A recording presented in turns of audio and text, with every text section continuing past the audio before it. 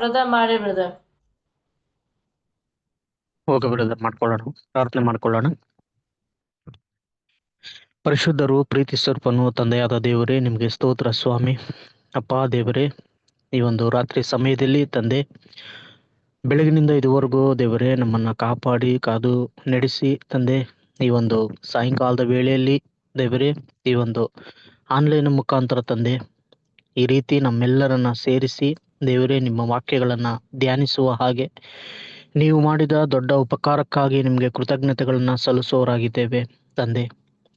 ದೇವರೇ, ಈ ಸಮಯದಲ್ಲಿ ಸ್ವಾಮಿ ಸೇರಿದ ನಾವಾದರೂ ಒಳ್ಳೆಯ ರೀತಿಯಲ್ಲಿ ವಾಕ್ಯಗಳನ್ನ ಅರ್ಥ ಮಾಡಿಕೊಂಡು ದೇವರೇ ಅದನ್ನು ಧ್ಯಾನಿಸುತ್ತಾ ವಾಕ್ಯಗಳಲ್ಲೇ ಬೆಳೆದು ನಿಲ್ಲುವ ಹಾಗೆ ಸಹಾಯ ಮಾಡಬೇಕೆಂಬುದಾಗಿ ನಾವು ಬೇಡಿಕೊಳ್ಳುವರಾಗಿದ್ದೇವೆ.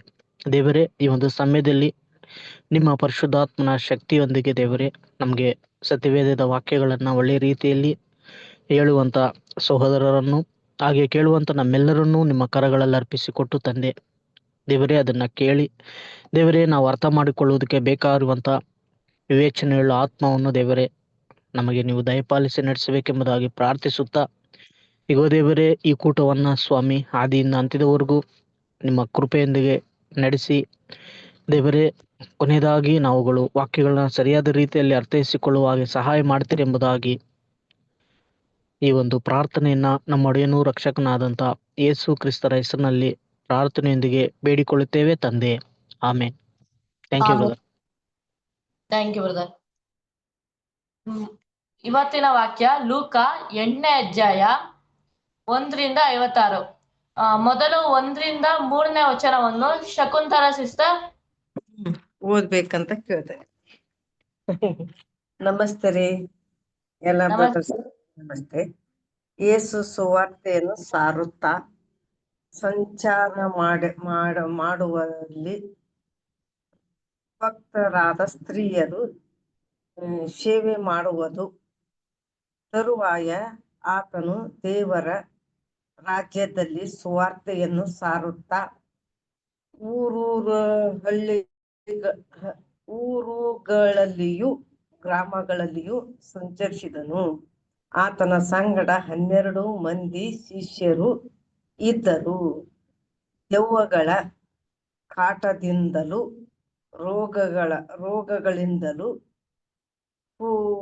ಗುಣ ಹೊಂದಿದ ಕೆಲವು ಹೆಂಗಸರು ಸಹ ಇದ್ದರು.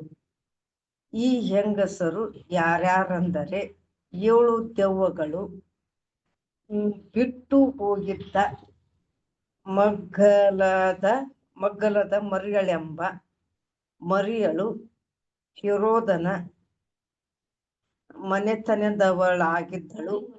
ಮನೆವಾರ್ತೆದವಳಾಗಿದ್ದಳು. ಕೂಜನ ಹೆಂಡತಿಯು ಯೋಹಾನಳು, ಸುಸನ್ನಳು, ಇನ್ನು ಬೇರೆ ಅನೇಕರು ಇದ್ದರು. ತಮ್ಮ ಆಸ್ತಿಯಿಂದ ಆತನಿಗೆ ಕೊಟ್ಟು ಉಪಚಾರ ಮಾಡುತ್ತಿದ್ದರು. Thank you sister.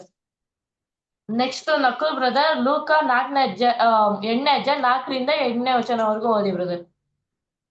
ಬಹುಜನರು ಗುಂಪು ಕೂಡಿರುವಾಗ ಪಟ್ಟಣದಿಂದ ಜನರು ಆತನ ಬಳಿಗೆ ಬರುತ್ತಿರಲು ಆತನು ಸಾಮ್ಯ ರೂಪವಾಗಿ ಹೇಳಿದ್ದೇನೆಂದರೆ, ಬಿತ್ತುವವನು ಬೀಜವನ್ನು ಬಿತ್ತುವುದಕ್ಕೆ ಹೊರಟನು. ಆತನು ಬಿತ್ತುವಾಗ ಕೆಲವು ಬೀಜ ದಾರಿಯ ಮುಗುಳಲ್ಲಿ ಬಿದ್ದು ತುಳಿಯಲ್ಪಟ್ಟವು. ಆಕಾಶದಲ್ಲಿ ಹಾರಾಡುವ ಹಕ್ಕಿಗಳು ಅವುಗಳನ್ನು ತಿಂದುಬಿಟ್ಟವು. ಬೇರೆ ಕೆಲವು ಬೀಜ ಬಂಡೆಯ ಮೇಲೆ ಬಿದ್ದವು. ಅವು ಮೊಳೆತು ತ್ಯಾವವಿಲ್ಲದ ಕಾರಣ ಒಣಗಿ ಹೋದವು. ಮತ್ತೆ ಕೆಲವು ಬೀಜ ಮುಳ್ಳು ಗಿಡಗಳ ನಡುವೆ ಬಿದ್ದವು. ಅವುಗಳ ಸಂಗಡ ಮುಳ್ಳು ಗಿಡಗಳು ಬೆಳೆದು ಅವುಗಳನ್ನು ಅಡಗಿಸಿಬಿಟ್ಟವು. ಇನ್ನು ಕೆಲವು ಬೀಜ ಒಳ್ಳೆಯ ನೆಲದಲ್ಲಿ ಬಿದ್ದು ಮೊಳೆತು 100ರಷ್ಟು ಫಲವನ್ನು ಕೊಟ್ಟವು. ಈ ಮಾತುಗಳನ್ನು ಹೇಳಿ ಆತನು, ಕೇಳುವುದಕ್ಕೆ ಕಿವಿಯುಳ್ಳವನು ಕೇಳಲಿ ಎಂದು ಕೂಗಿದ್ದನು. Thank you brother. ನೆಕ್ಸ್ಟ್ ವಚನವನ್ನು 9-15ನೇ ವಚನವರೆಗೂ ಶಾಂತಮ್ಮ ಸಿಸ್ಟರ್ ಓದಬೇಕೆಂದು ಕೇಳಿಕೊಳ್ಳುತ್ತೇನೆ. ಹಲೋ ತರುಣ್. 9ರಿಂದ 15ನೇ ವಚನವರೆಗೂ ಸಿಸ್ಟರ್. ಲೂಕ ಎಷ್ಟನೇ ಅಧ್ಯಾಯ? ನಾನು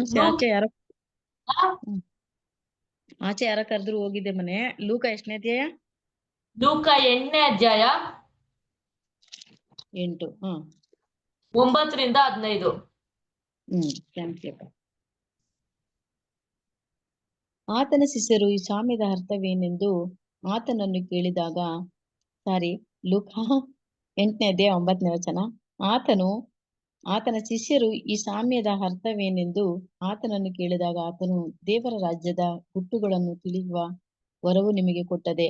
ಉಳಿದವರಿಗೆ ಕಣ್ಣಿದ್ದರೂ ನೋಡದಂತೆ, ಕಿವಿ ಇದ್ದರೂ ತಿಳುಕೊಳ್ಳದಂತೆಯೂ ಸಾಮ್ಯ ರೂಪವಾಗಿ ಆಗುತ್ತದೆ. ಈ ಸಾಮ್ಯದ ಅರ್ಥವೇನೆಂದರೆ, ಆ ಬೀಜವೆಂದರೆ ದೇವರ ವಾಕ್ಯ. ಕೆಲವರು ವಾಕ್ಯವನ್ನು ಕೇಳಿದ ಕೂಡಲೇ ಸೈತಾನನು ಬಂದು ಅವರ ನಂಬಿ ರಕ್ಷಣೆ ಹೊಂದಬಾರದೆಂದು ವಾಕ್ಯವನ್ನು ಅವರ ಹೃದಯದಿಂದಲೂ ತೆಗೆದು ಬಿಡುತ್ತಾನೆ. ಅಯ್ಯೋ, ಎಷ್ಟನೇ ವಚನ ಗಂಟ ಓದ್ಕೊಂಡ್ ಬಂದ್ಬಿಟ್ಟೆ. 15ನೇ ವಚನವರೆಗೂ ಸಿಸ್ಟರ್. 15. ಹೊಂದಬಾರದೆಂದು ವಾಕ್ಯವನ್ನು ಅವರ ಹೃದಯದಿಂದ ತೆಗೆದು ಬಿಡುತ್ತಾನೆ. ಇವರೇ ದಾರಿಯ ಮಗ್ಗುಲಾಗಿರುವರು. ಕೆಲವರು ವಾಕ್ಯವನ್ನು ಕೇಳಿದಾಗಲೇ ಅದನ್ನು ಸಂತೋಷದಿಂದ ಅಂಗೀಕರಿಸುತ್ತಾರೆ. ಇವರಿಗೆ ಬೇರಿಲ್ಲದ ಕಾರಣ ಸ್ವಲ್ಪ ಕಾಲ ಮಾತ್ರವೇ ನಂಬಿಕೊಂಡಿದ್ದು ಶೋಧನೆಯ ಕಾಲದಲ್ಲಿ ಬಿದ್ದು ಹೋಗುತ್ತಾರೆ. ಇವರೇ ಬಂಡೆಯ ಮಗ್ಗುಲಾಗಿರುವರು. ಬೇರೆ ಕೆಲವರು ವಾಕ್ಯವನ್ನು ಕೇಳಿದ ಕೂಡಲೇ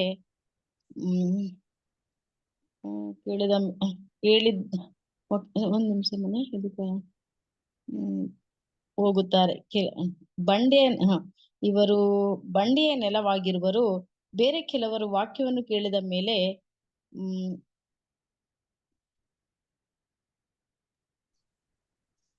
ಸಿಸ್ಟರ್ ಒಂದ್ ನಿಮಿಷ ಅಪ್ಪ, ಕರೆಂಟ್ ಹೋಗೈತೆ, ಲೈಟ್ ಹಾಕೊಂತೀನಿ ಒಂದ್ ನಿಮಿಷ.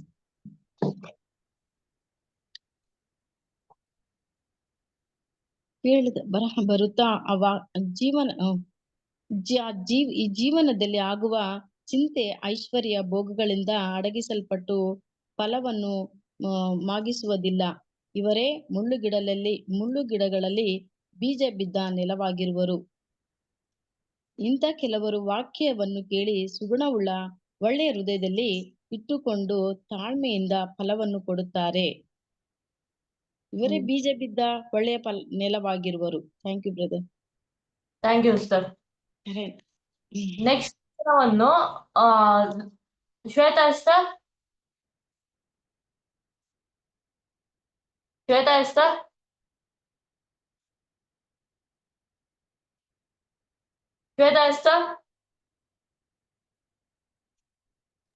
ಹೇಳಿ ಬ್ರದರ್. ಲೂಕ 8ನೇ ಅಧ್ಯಾಯ 16ರಿಂದ 18ನೇ ವಚನವರೆಗೂ ಓದಿ ಸಿಸ್ಟರ್. ಓಕೆ. 16ರಿಂದ ಬ್ರದರ್. ಸಿಸ್ಟರ್ 16ರಿಂದ 18ನೇ ವಚನವರೆಗೂ. ಇದಲ್ಲದೆ ಯಾರು ದೀಪವನ್ನು ಹಚ್ಚಿ ಮಡಿಕೆಯಿಂದ ಮುಚ್ಚುವುದಿಲ್ಲ, ಮಂಚದ ಕೆಳಗೆ ಇಡುವುದಿಲ್ಲ. ಮನೆಯೊಳಕ್ಕೆ ಬರುವವರಿಗೆ ಬೆಳಕು ಕಾಣಿಸುವಂತೆ ಅದನ್ನು ದೀಪಸ್ತಂಭದ ಮೇಲೆ ಇಡುತ್ತಾರಷ್ಟೇ. ಪ್ರಕಾಶಕ್ಕೆ ಬಾರದ ಯಾವ ರಹಸ್ಯವೂ ಇಲ್ಲ ಮತ್ತು ಗೊತ್ತಾಗದೆ ಬಯಲಿಗೆ ಬಾರದೆ ಇರುವಂತ ಗುಟ್ಟು ಒಂದೂ ಇಲ್ಲ. ಆದುದರಿಂದ ನೀವು ಹೇಗೆ ಕಿವಿಗೊಡಬೇಕೋ ನೋಡಿಕೊಳ್ಳಿರಿ. ಯಾಕೆಂದರೆ ಇದ್ದವನಿಗೆ ಕೊಡಲ್ಪಡುವುದು, ಇಲ್ಲದವನ ಕಡೆಯಿಂದ ಅವನು ತನ್ನದೆಂದು ಎಣಿಸುವಂಥದ್ದು ತೆಗೆಯಲ್ಪಡುವುದು ಎಂಬುದೇ.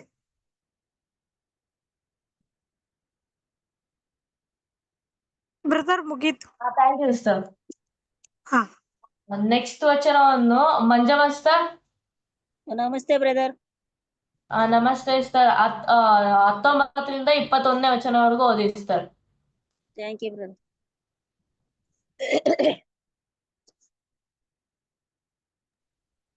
ದೇವರ ಚಿತ್ತವನ್ನು ಅನುಸರಿಸಿ ನಡೆಯುವರೇ ನನ್ನ ಸಂಬಂಧಿಕರಾದ ಯೇಸು ಹೇಳಿದ್ದು. ಆತನ ತಾಯಿಯೂ ತಮ್ಮಂದಿರು ಇದ್ದಲ್ಲಿಗೆ ಇದ್ದಲ್ಲಿಗೆ ಬಂದು ಜನರ ಗುಂಪಿನ ನಿಮಿತ್ತವಾಗಿ ಅಷ್ಟೇ. ಆತನು ಆತನ ಬಳಿಗೆ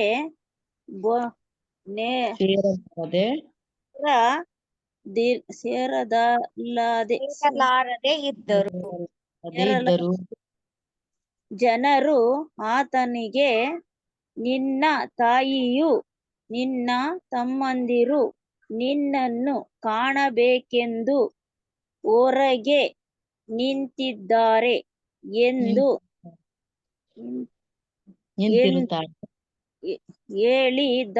ಹೇಳಿದಾಗ ಆತನು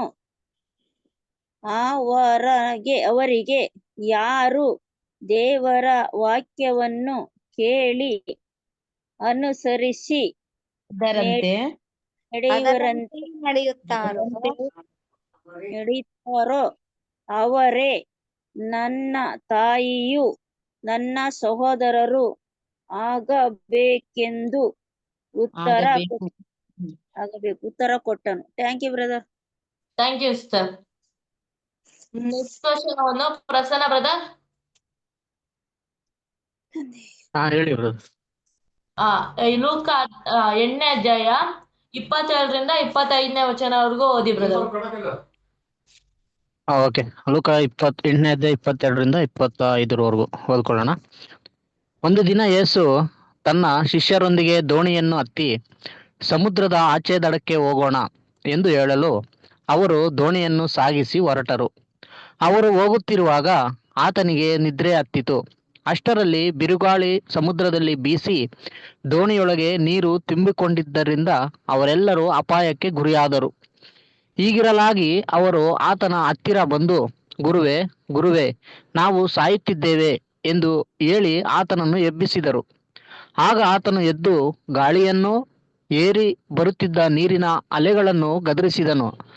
ಆಗ ಅವು ನಿಂತು ಶಾಂತವಾಯಿತು. ತರುವಾಯ ಆತನು, ನಿಮ್ಮ ನಂಬಿಕೆ ಎಲ್ಲಿ ಎಂದು ಅವರನ್ನು ಕೇಳಿದನು. ಅವರು ಭಯಪಟ್ಟು, ಈತನು ಯಾರಿರಬಹುದು, ಗಾಳಿಗೂ ನೀರಿಗೂ ಅಪ್ಪಣೆ ಕೊಡುತ್ತಾನೆ, ಅವು ಕೂಡ ಈತನು ಹೇಳಿದ ಹಾಗೆ ಕೇಳುತ್ತಾವಲ್ಲ ಎಂದು ಆಶ್ಚರ್ಯಪಟ್ಟು ಒಬ್ಬರಿಗೊಬ್ಬರು ಮಾತನಾಡಿಕೊಂಡರು. Thank you brother. Thank you brother. Next ವಚನವನ್ನು ಸಾಕ್ಷಿ ಸರ್. Hello sister. 26ರಿಂದ 30ನೇ ವಚನವರೆಗೂ ಓದಿ ಸರ್. ಆಮೇಲೆ ಅವರು ಗಲಿಲಾಯಕ್ಕೆ ಎದುರಾಗಿರುವ ಗೆರಸೇನರ ಸೀಮೆಗೆ ಮುಟ್ಟಿದರು. ಆತನು ದಡಕ್ಕೆ ಇಳಿಯುತ್ತಲೇ ಆ ಊರಿನವನಾದ ಒಬ್ಬ ಮನುಷ್ಯನು ಆತನೆದುರಿಗೆ ಬಂದನು. ಅವನಿಗೆ ದೆವ್ವಗಳು ಹಿಡಿದಿದ್ದವು. ಬಹುಕಾಲದಿಂದ ಬಟ್ಟೆಯನ್ನೇ ಹಾಕಿಕೊಳ್ಳದೆ ಯಾವ ಮನೆಯಲ್ಲಿಯೂ ಇರದೆ ಸಮಾಧಿಯ ಗವಿಗಳಲ್ಲಿಯೇ ಇರುತ್ತಿದ್ದನು. ಇವನು ಯೇಸುವನ್ನು ಕಂಡು ಆರ್ಭಟಿಸಿ ಆತನ ಮುಂದೆ ಬಿದ್ದು ಮಹಾಶಬ್ದದಿಂದ, ಯೇಸುವೇ, ಪರಾತ್ಪರನಾದ ದೇವರ ಮಗನೇ, ನನ್ನ ಗೊಡವೆ ನಿನಗೇಕೆ? ನನ್ನನ್ನು ಕೊಡಬೇಡವೆಂತ ನಿನ್ನನ್ನು ಬೇಡಿಕೊಳ್ಳುತ್ತೇನೆ ಅಂದನು. ಯಾಕಂದರೆ ಈ ಮನುಷ್ಯನನ್ನು ಬಿಟ್ಟು ಹೋಗಬೇಕೆಂದು ಆತನು ಆ ದೆವ್ವಕ್ಕೆ ಅಪ್ಪಣೆ ಕೊಟ್ಟಿದ್ದನು. ಅದು ಬಹುಕಾಲದಿಂದ ಅವನನ್ನು ಹಿಡಿದಿತ್ತು. ಇದಲ್ಲದೆ ಅವನನ್ನು ಕಾವಲಲ್ಲಿಟ್ಟು ಸರಪಣಿಗಳಿಂದಲೂ ಬೇಡಿಗಳಿಂದಲೂ ಕಟ್ಟಿದ್ದರು. ಅವನು ಆ ಬಂಧಗಳನ್ನು ಮುರಿದು ಹಾಕುತ್ತಿದ್ದನು ಮತ್ತು ಆ ದೆವ್ವ ಅವನನ್ನು ಅರಣ್ಯ ಪ್ರದೇಶಗಳಿಗೆ ಓಡಿಸುತ್ತಿತ್ತು. ಯೇಸು ನಿನ್ನ ಹೆಸರೇನೆಂದು ಅವನನ್ನು ಕೇಳಿದ್ದಕ್ಕೆ ಅವನು, ನನ್ನ ಹೆಸರು ದಂಡು ಅಂದನು. ಯಾಕಂದರೆ ಬಹಳ ದೆವ್ವಗಳು ಅವನೊಳಗೆ ಹೊಕ್ಕಿದ್ದವು. Thank you sister. ನೆಕ್ಸ್ಟ್ ವಚನವನ್ನು ಪ್ರಿಯಾ ಸಿಸ್ಟರ್ ಹಾ ಬ್ರದರ್. 31ರಿಂದ 35ನೇ ವಚನವರೆಗೂ ಓದಿ ಸಿಸ್ಟರ್. ಹಾ ಬ್ರದರ್. ಪಾತಾಳಕ್ಕೆ ಹೋಗಿ ಬಿಡುವಂತೆ ನಮಗೆ ಆಜ್ಞೆ ಮಾಡಬೇಡವೆಂದು ಅವು ಆತನನ್ನು ಬೇಡಿಕೊಂಡವು. ಅಲ್ಲಿಯ ಗುಡ್ಡದಲ್ಲಿ ಬಹಳ ಹಂದಿಗಳ ಒಂದು ಹಿಂಡು ಮೇಯುತ್ತಿತ್ತು. ಆ ದೆವ್ವಗಳು ಆ ಹಂದಿಗಳೊಳಗೆ ಸೇರಿ ಕೊಳ್ಳುವುದಕ್ಕೆ ನಮಗೆ ಅಪ್ಪಣೆಯಾಗಬೇಕೆಂದು ಆತನನ್ನು ಬೇಡಿಕೊಂಡವು. ಆತನು ಆಗಲಿ ಎಂದು ಅವು ನನ್ನನ್ನು ಬೇಡಿಕೊಂಡವು. ಆತನು ಆಗಲಿ ಎಂದು ಅವುಗಳಿಗೆ ಅಪ್ಪಣೆ ಕೊಡಲು ದೆವ್ವಗಳು ಆ ಮನುಷ್ಯನೊಳಗಿಂದ ಹೊರಗೆ ಬಂದು ಹಂದಿಗಳೊಳಗೆ ಹೊಕ್ಕವು. ಆ ಗುಂಪು ಓಡಿ ಕಾಡಿದಾಗ ಸ್ಥಳದಿಂದ ಕೆರೆಯೊಳಗೆ ಬಿದ್ದು ಉಸಿರು ಕಟ್ಟಿ ಸತ್ತಿತು. ಮೇಯಿಸುವವರು ನಡೆದದ್ದನ್ನು ಕಂಡು ಓಡಿ ಹೋಗಿ ಆ ಊರಲ್ಲಿಯೂ ಹಳ್ಳಿಗಳಲ್ಲಿಯೂ ಅದನ್ನು ತಿಳಿಸಲು ಜನರು ನಡೆದ ಸಂಗತಿಯನ್ನು ನೋಡುವುದಕ್ಕೆ ಹೊರಟು ಯೇಸುವಿದ್ದಲ್ಲಿಗೆ ಬಂದು ದೆವ್ವಗಳು ಬಿಟ್ಟು ಹೋಗಿದ್ದ ಆ ಮನುಷ್ಯನು ಬಟ್ಟೆಗಳನ್ನು ಹಾಕಿಕೊಂಡು ಸ್ವಸ್ಥ ಬುದ್ಧಿಯಿಂದ ಯೇಸುವಿನ ಪದಗಳ ಬಳಿಯಲ್ಲಿ ಕೂತಿರುವುದನ್ನು ಕಂಡು ಹೆದರಿದನು. Thank you sister. ನೆಕ್ಸ್ಟ್ ವಚನವನ್ನು ಕಮಲಮ್ಮ ಸಿಸ್ಟರ್.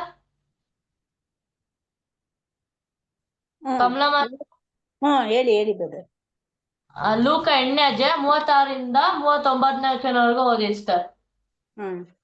ನಡೆದ ಸಂಗತಿಯನ್ನು ನೋಡಿದ್ದವರು ಆ ದೆವ್ವ ಹಿಡಿದವನಿಗೆ ಬಿಡುಗಡೆಯಾದ ರೀತಿಯನ್ನು ಅವರಿಗೆ ತಿಳಿಸಲು ಗೆರಸನೇರನ ಸುತ್ತಲಿರುವ ಸೀಮೆಯವರಿಗೆಲ್ಲ ಮಹಾಭಯ ಹಿಡಿದದ್ದರಿಂದ ಅವರು ಯೇಸುವನ್ನು, ನೀನು ನಮ್ಮನ್ನು ಬಿಟ್ಟು ಹೋಗಬೇಕೆಂದು ಬೇಡಿಕೊಂಡರು. ಆತನು ದೋಣಿಯನ್ನು ಹತ್ತಿ ಹಿಂತಿರುಗಿ ಹೋದನು.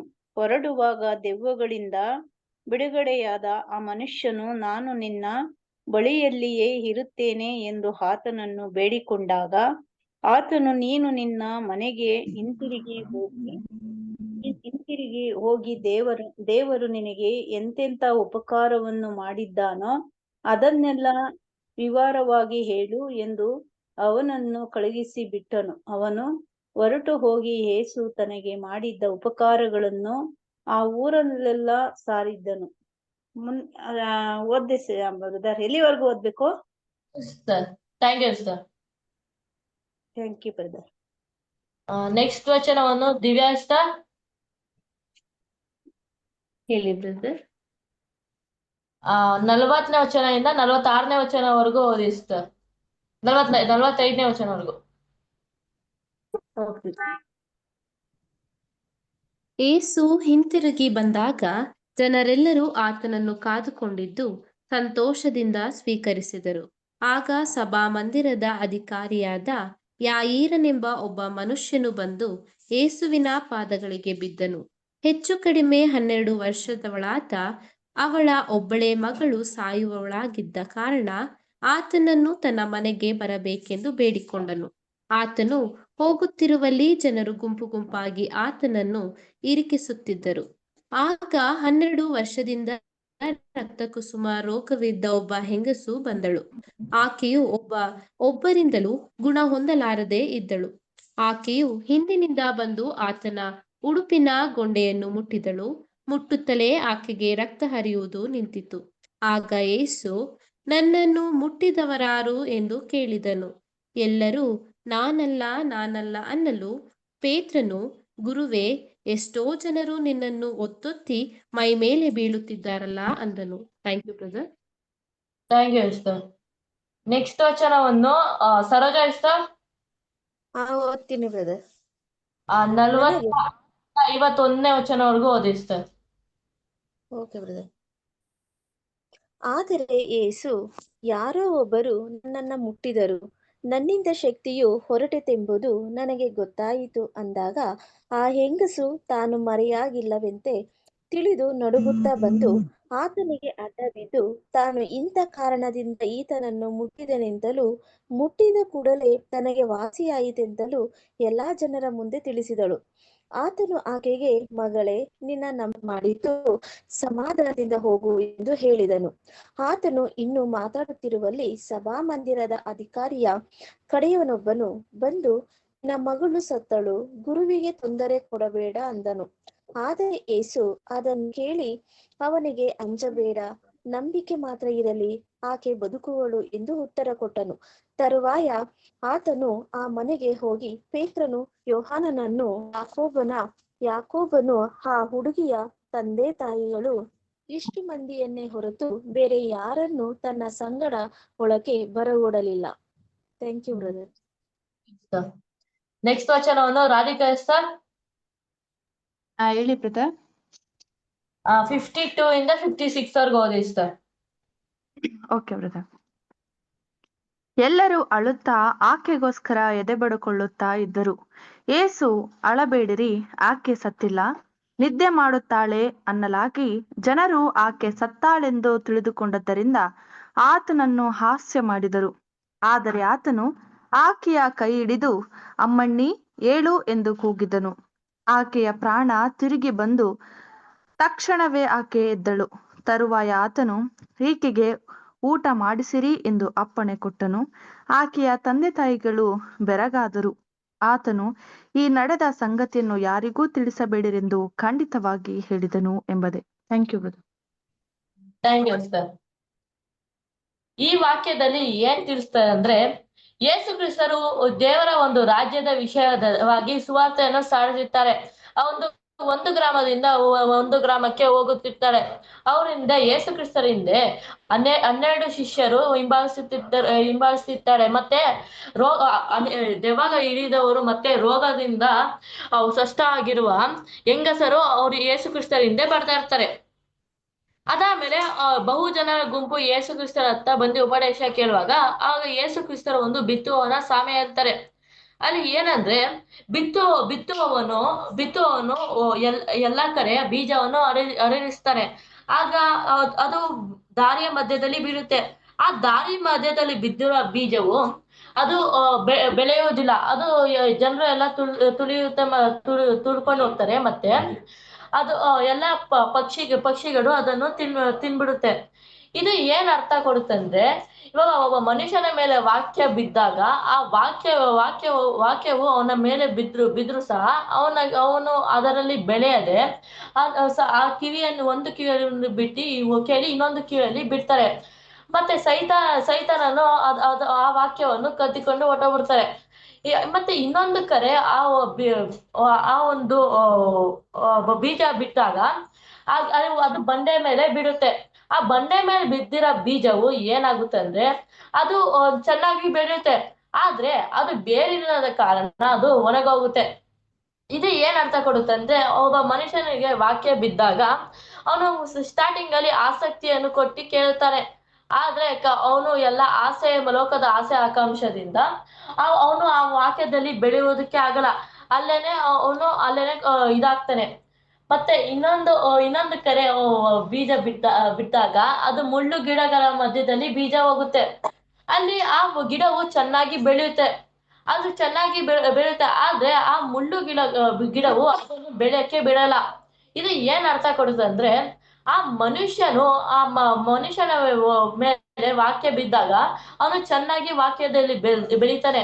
ಆದ್ರೆ ಈ ಲೋಕದ ಆಸೆ ಆಕಾಂಕ್ಷದಿಂದ ಅವನು ಆ ವಾಕ್ಯದಲ್ಲಿ ಬೆಳೆಯುವುದಕ್ಕೆ ಆಗಲ್ಲ. ಇನ್ನು ಕೆಲವು ಬೀಜವು ಈ ಒಳ್ಳೆ ನೆಲದ ಮೇಲೆ ಬೀಳುತ್ತೆ. ಆ ಒಳ್ಳೆ ನೆಲದ ಮೇಲಿರೋ ಬಿಟ್ಟಿರೋ ಬೀಜವು ಒಳ್ಳೆ ಫಲವನ್ನು ಕೊಡುತ್ತದೆ. ಇದು ಏನರ್ಥ ಅಂದ್ರೆ, ಅವನು ವಾಕ್ಯ ಒಬ್ಬ ಮನುಷ್ಯ ಬಿದ್ದಾಗ ಅವನು ಒಳ್ಳೆ ವಾಕ್ಯದಲ್ಲಿ ಒಳ್ಳೆ ರೀತಿ ಬೆಳೆದು ಅವನು ಒಳ್ಳೆ ಫಲವನ್ನು ಕೊಡುವುದಂತ ಈ ಒಂದು ಸಾಮ್ಯ ಅರ್ಥ ಆಗುತ್ತದೆ. ಮತ್ತೆ ಯೇಸು ಕ್ರಿಸ್ತರು ಒಂದು ಮನೆಯಲ್ಲಿ ಉಪದೇಶ ಮಾಡುವಾಗ ಮತ್ತೆ ಅನೇಕ ರೋಗ ಉಳ್ಳ ಎಲ್ಲಾ ಜನರನ್ನು ಸ್ವಸ್ಥ ಮಾಡುವಾಗ ಅಲ್ಲಿ ತುಂಬಾ ಜನರು ತುಂಬಿರುತ್ತೆ. ಆಗ ಯೇಸು ಕ್ರಿಸ್ತರ ತಾಯಿ ಮತ್ತೆ ಅವರ ತಮ್ಮಂದಿರು ಅಲ್ಲಿ ಬರಕ್ಕೆ ನೋಡ್ತಾರೆ, ಆದ್ರೆ ಆಗಲ್ಲ. ಆದ್ರೆ ಕೆಲವರು ಜನರು ಬಂದ್ಬಿಟ್ಟು ಯೇಸು ಕ್ರಿಸ್ತರ ಹತ್ರ ಹೇಳ್ತಾರೆ, ನಿಂಗೋಸ್ಕರ ನಿನ್ನ ತಾಯಿ ಮತ್ತೆ ತಮ್ಮಂದಿರು ಕಾಯ್ತಿದ್ದಾರೆ ಅಂತ ಅನ್ನುವಾಗ ಅವ್ರಾಗ ಯೇಸು ಕ್ರಿಸ್ತರ್ ಅಂತಾರೆ, ಅವರು ನನ್ನ ತಾಯಿ ತಮ್ಮಂದಿರಲ್ಲ, ಯಾರು ದೇವರ ವಾಕ್ಯದಲ್ಲಿ ಬೆಳೆಯುತ್ತಾರೋ ಅವರೇ ನನ್ನ ತಾಯಿ ಮತ್ತೆ ಸಹೋದರ ಸಹೋದರಿಯರಾಗಿದ್ದಾರೆ ಅಂತ ಅಂತಾರೆ. ಮತ್ತೆ ಯೇಸು ಕ್ರಿಸ್ತರು ಆ ಒಂದು ಶಿಷ್ಯರ ಸಂಗಡ ದೋಣಿಯನ್ನು ಹತ್ಕೊಂಡು ಆಗ ಗೆಲಿಯರನ್ನು ಬಿಡ್ತಾರೆ. ಆಗ ಅವರು ಬಿಟ್ಟಾಗ ಅವರು ಅಲ್ಲೇ ಹಂಗೆ ಹೋಗುವಾಗ ಯೇಸು ಕ್ರಿಸ್ತರ್ಗೆ ನಿದ್ದೆ ಬರುತ್ತೆ. ಆಗ ಅವರು ಅಲ್ಲೇ ನಿದ್ದೆ ಮಾಡ್ತಾರೆ. ಅವಾಗ ಆ ಸಮಯದಲ್ಲಿ ಏನಾಗುತ್ತಂದ್ರೆ ಈ ಅಲೆಗಳು ಅಬ್ಬಳಿಸುತ್ತೆ ಮತ್ತೆ ಬಿರುಗಾಳಿ ಬರುತ್ತೆ. ಆಗ ಅವ್ರು ಎಲ್ಲ ಶಿಷ್ಯರೆಲ್ಲ ಫುಲ್ಲು ಗಾಬರಿ ಆಗ್ತಾರೆ. ಆಗ ಅವರು ಯೇಸು ಕ್ರಿಸ್ತರಿಗೆ ಹೇಳ್ತಾರೆ, ಗುರುವೇ ನಾವು ಸಾಯ್ತಿದ್ದೇವೆ ಅಂತ ಅವರು ಎಬ್ಬಿಸ್ತಾರೆ. ಆಗ ಯೇಸು ಕ್ರಿಸ್ತರು ಎದ್ದಿ ಆ ಗಾಳಿಯನ್ನು ಮತ್ತೆ ನೀರನ್ನು ಗದರಿಸ್ತಾರೆ. ಆಗ ಎಲ್ಲ ನೀರು ಮತ್ತೆ ಗಾಳಿ ಶಾಂತ ಆಗುತ್ತೆ. ಮತ್ತೆ ಯೇಸು ಕ್ರಿಸ್ತರು ಶಿಷ್ಯರಿಗೆ ಏನ್ ಹೇಳ್ತಾರೆ ಅಂದ್ರೆ, ನಿಮ್ಗೆ ಅಷ್ಟು ಕೂಡ ನಂಬಿಕೆ ಅಲ್ವಾ ಅಂತ ಅಂತಾರೆ. ಅದಾದ್ಮೇಲೆ ಅವರು ಶಿಷ್ಯರೆಲ್ಲ ಆಶ್ಚರ್ಯ ಪಡ್ತಾರೆ, ಇವ್ರೇನು ಈ ಪ್ರಕೃತಿ ನೀರು ಗಾಳಿ ಮೇಲೇನೋ ಒಂದು ಅಧಿಕಾರ ಇದ್ದಾರೆ ಅಂತ ಆಶ್ಚರ್ಯ ಪಡ್ಕೋತಾರೆ. ಮತ್ತೆ ಅವರು ಗಲಿಲಾಯನ ಬಿಟ್ಟಿದ್ದಾಗ ಅವರು ಆ ಗಲಿಲಾಯ ಎದುರಾಗಿರುವ ಗೆರೇಸೇನರ ಒಂದು ಸೀಮೆಗೆ ಹೋಗ್ತಾರೆ. ಆಗ ಸೀಮೆಗೆ ಒಂದು ದಡಕ್ಕೆ ಹೋಗಿದ ತಕ್ಷಣ ಅಲ್ಲಿ ಒಬ್ಬ ಮನುಷ್ಯನು ಬಂದ್ಬಿಟ್ಟು ಯೇಸು ಕ್ರಿಸ್ತರನ್ನು ಹೋಗ್ಬಿಟ್ಟು ಓಡಿ ಬಂದು ಅಲ್ಲಿ ಆರ್ಭಟಿಸಿಕೊಂಡು ಅವರು ಯೇಸು ಕ್ರಿಸ್ತರ ಹತ್ರ ಬರ್ತಾರೆ. ಅವ್ರು ಯಾರಂದ್ರೆ ಅವರು ಬಟ್ಟೆನೆ ಹಾಕೋರಿರಲ್ಲ.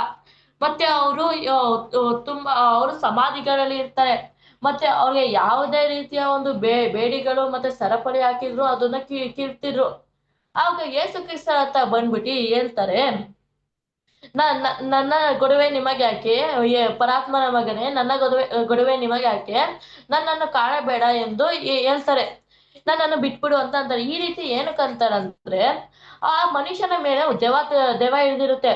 ಆ ದೆವ್ವ ಹಿಡಿದ ದೆವ್ವಗಳು ಏನಂದ್ರೆ ಈ ಬಿದ್ದೋಗಿರುವ ದೂತರು. ಈ ಬಿದ್ದೋಗಿರೋ ದೂತರನ್ನ ಎಲ್ಲಿ ಯೇಸು ಕ್ರಿಸ್ತ ನಾಶ ಮಾಡ್ತಾರೆ ಅಂದ್ಬಿಟ್ಟು ಅವ್ರು ಈ ರೀತಿ ಬಂದ್ಬಿಟ್ಟು ಯೇಸು ಕ್ರಿಸ್ತರ ಹತ್ರ ಕೇಳ್ಕೊತಾರೆ.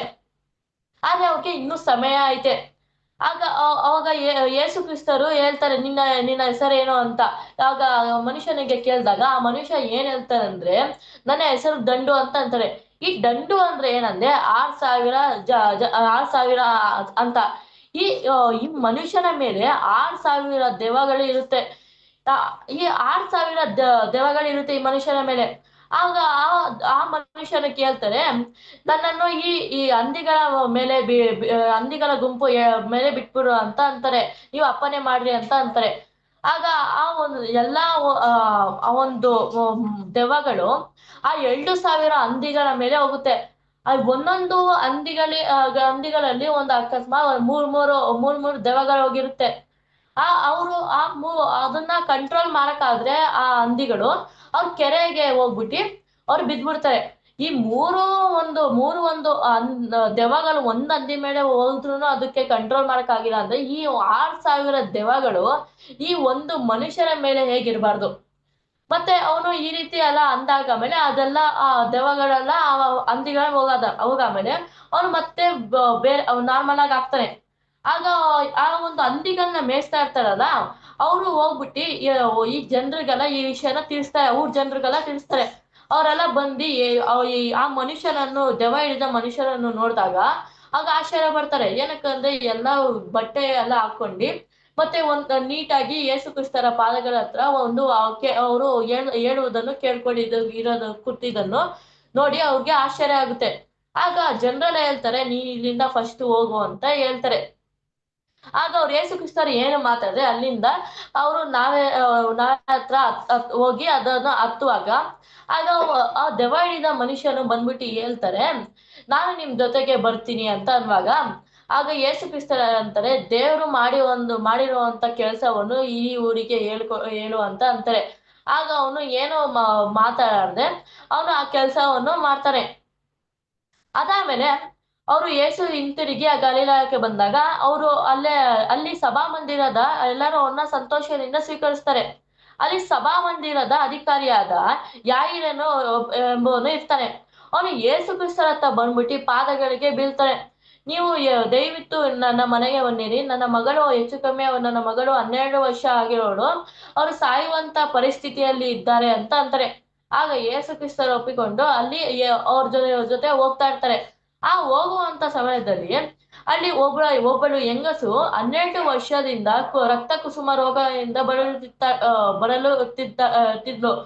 ಅವಳು ಯಾವುದೇ ಒಂದು ವೈದ್ಯರ ಹತ್ರ ತಗೊಂಡ್ರು ಆ ರೋಗ ವಾಸಿ ಆಗಿಲ್ಲ. ಆಗ ಅವ್ರಿಗೆ ಇದನ್ನ ನೋಡ್ಬಿಟ್ಟು, ಯೇಸು ಕ್ರಿಸ್ತರನ್ನ ನೋಡ್ಬಿಟ್ರೆ ಆ ಹೆಂಗಸು, ನಾನು ಇವರ ಒಂದು ಅಂಗಿಯ ತುದಿಯನ್ನು ಆದ್ರೂ ಮುಟ್ಟು ನನ್ನ ಈ ಒಂದು ರೋಗವು ಸ್ವಸ್ಥವಾಗಬಹುದು ಅಂತ ಅನ್ಕೋತಾರೆ. ಅವ್ರು ಆತರ ಅನ್ಕೊಂಡು ಅವ್ರು ಯೇಸು ಕ್ರಿಸ್ತರ ಹಿಂದೆ ಹೋಗ್ಬಿಟ್ಟು ಆ ಒಂದು ಅಂಗಿಯ ತುದಿಯನ್ನು ಮುಟ್ತಾರೆ. ಆಗ ಅವರ ರೋಗ ಸ್ವಸ್ಥ ಆಗುತ್ತೆ. ಆಗ ಯೇಸು ಕ್ರಿಸ್ತರಿಗೆ ಅವರಿಂದ ಶಕ್ತಿ ಹೊಡೆದಿದ್ದು ಗೊತ್ತಾಗುತ್ತೆ. ಆಗ ಅವ್ರು ಕೇಳ್ತಾರೆ, ಯಾರು ನನ್ನನ್ನು ಮುಟ್ಟಿರೋ ಅಂತ. ಆಗ ಆ ಹೆಂಗಸು ಬಂದು ಅವರೇ ಒಪ್ಪಿಕೊಳ್ಳುತ್ತಾರೆ, ನಾನೇ ಮುಟ್ಟಿರೋ ಅಂತ. ಅವ್ರಿಗೆ ಇದ್ದಿದ್ ವಿಷಯನ ಎಲ್ಲ ಹೇಳ್ತಾರೆ. ಆಮೇಲೆ ಅವಾಗ ಯೇಸು ಕ್ರಿಸ್ತರು ಹೇಳ್ತಾರೆ, ಮಗಳೇ, ನಿನ್ನ ನಂಬಿಕೆ ನಿನಗೆ ಸ್ವಸ್ಥ ಮಾಡಿತ್ತು ಅಂತ ಅಂತಾರೆ.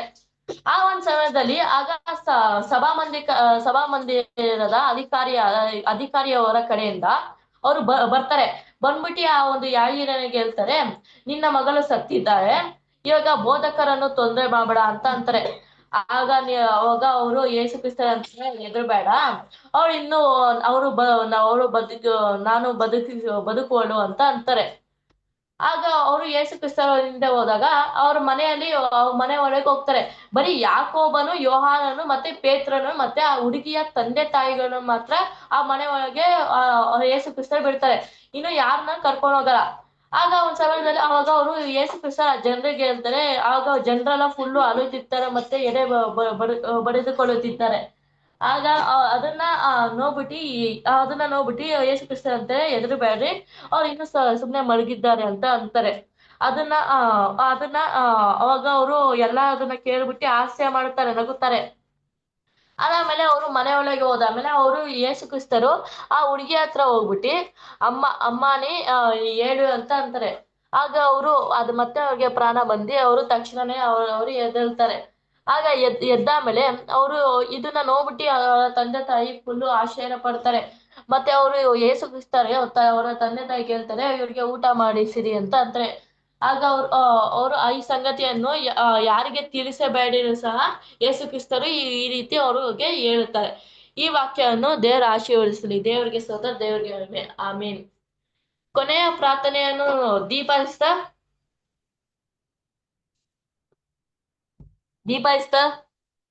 ಎಷ್ಟನೇ ಅಧ್ಯಾಯಕ್ಕೆ ಬಿಟ್ಟಿದ್ ಬ್ರದರ್ ಇದು?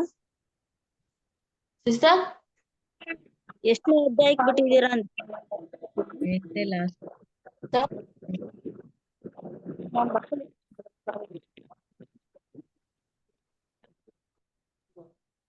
ದೀಪ ಕೇಳಿಸ್ತಿದ್ಯಾ? ಕೇಳಿಸ್ತಿದೆ ಸಿಸ್ಟರ್, ಪ್ರೇ ಮಾಡಿ ಸಿಸ್ಟರ್.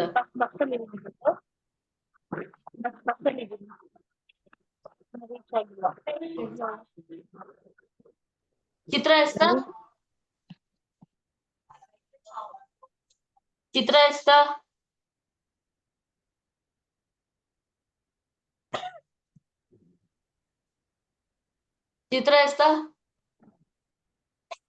ಬಿಡಿ ಬ್ರದರ್, ನಾನೇ ಮಾಡ್ತೀನಿ. ಮಾಡಿ ಸಿಸ್ಟರ್. ಪ್ರಾರ್ಥನೆ ಮಾಡಿಕೊಳ್ಳೋಣ. ಉನ್ನತನೇ ಸೃಷ್ಟಿಕರ್ತನೆ, ಅಗಮ್ಯವಾದ ಸ್ಥಳದಲ್ಲಿ ವಾಸ ಮಾಡುವ ನನ್ನ ಪ್ರೀತಿಯುಳ್ಳ ಪರಲೋಕ ತಂದೆ, ನಿನ್ನ ನಾಮಕ್ಕೆ ಕೋಟಿ ಸ್ತೋತ್ರ ಮಾಡ್ತೀನಪ್ಪ. ಅಪ್ಪ, ಈ ಜಾವದಲ್ಲಿ ಅಪ್ಪ, ಈ ಸಂಜೆ ವೇಳೆಯಲ್ಲಿ ತಂದೆ, ಈ ರಾತ್ರಿ ವೇಳೆಯಲ್ಲಿ ತಂದೆ ಅಪ್ಪ, ಎಲ್ಲಾ ಮಕ್ಕಳನ್ನ ಒಟ್ಟುಗೂಡಿಸಿ ತಂದೆ ಆದ ದೇವರೇ, ನಿನ್ನ ಸನ್ನಿಧಾನದಲ್ಲಿ ಬಂದು ಅಪ್ಪ ವಾಕ್ಯವನ್ನು ತಿಳಿದುಕೊಂಡು ಅದರ ಪ್ರಕಾರವಾಗಿ ನಡೆಯುವಂತೆ ನಿಮ್ಗೆ ಸಹಾಯ ಮಾಡಿದ್ದಕ್ಕಾಗಿ ಸ್ತೋತ್ರ ತಂದೆ. ಅಪ್ಪ, ತಂದೆಯಾದ ದೇವರೇ, ಎಲ್ಲಾ ಮಕ್ಕಳು ಕೇಳಿರಂತ ಮಕ್ಕಳನ್ನ ಆಶೀರ್ವದಿಸು, ಬಲಪಡಿಸು ತಂದೆಯಾದ ದೇವರೇ. ಕೇಳಿ ಬಿಡದಂತೆ ಅದರ ಪ್ರಕಾರವಾಗಿ ನಡೆಯುವಂತೆ ಸಹಾಯ ಮಾಡಪ್ಪ, ಅದಕ್ಕಾಗಿ ಸ್ತೋತ್ರ. ಅಪ್ಪ, ಯೇಸು ಕ್ರಿಸ್ತನ ತಾಯಿಯು ತಮ್ಮಂದಿರ ವಾಕ್ಯ ಕೇಳಿದರೆ ಅವರೇ ನನಗೆ ತಾಯಿ ತಮ್ಮಂದಿರು ಅಂತ ಅಪ್ಪ ಹೇಳುವಂತೆ ನೀನು ಮಾಡಿದ್ದಕ್ಕಾಗಿ ನೀನು ಸ್ತೋತ್ರ ಮಾಡ್ತೀನಿ ತಂದೆಯಾದ ದೇವರೇ. ತಂದೆಯಾದ ದೇವರೇ, ಅಲ್ಪರಾಗಿರೋ ನಮ್ಮನ್ನ ನಿನ್ನ ಕರವಿಕೆಲ ಕರೆದು ಕಾದು ಕಾಪಾಡಿ ನಿನ್ನ ಕುಮಾರನಾದ ಯೇಸು ಕ್ರಿಸ್ತನ ರಕ್ತದಲ್ಲಿ ನಮ್ಮನ್ನು ತೊಳೆದು ಪರಿಶುದ್ಧರಾಗಿ ಮಾಡಿ ತಂದೆ. ಪ್ರತಿನಿತ್ಯಲೂ ನಿನ್ನ ಕಣ್ಣಿನ ಗುಡ್ಡೆಯಂತೆ ನಮ್ಮನ್ನ ಕಾದು ಕಾಪಾಡಿ ಆಶೀರ್ವದಿಸಕ್ಕಾಗಿ ಸ್ತೋತ್ರ ಮಾಡ್ತೀನಿ ತಂದೆ.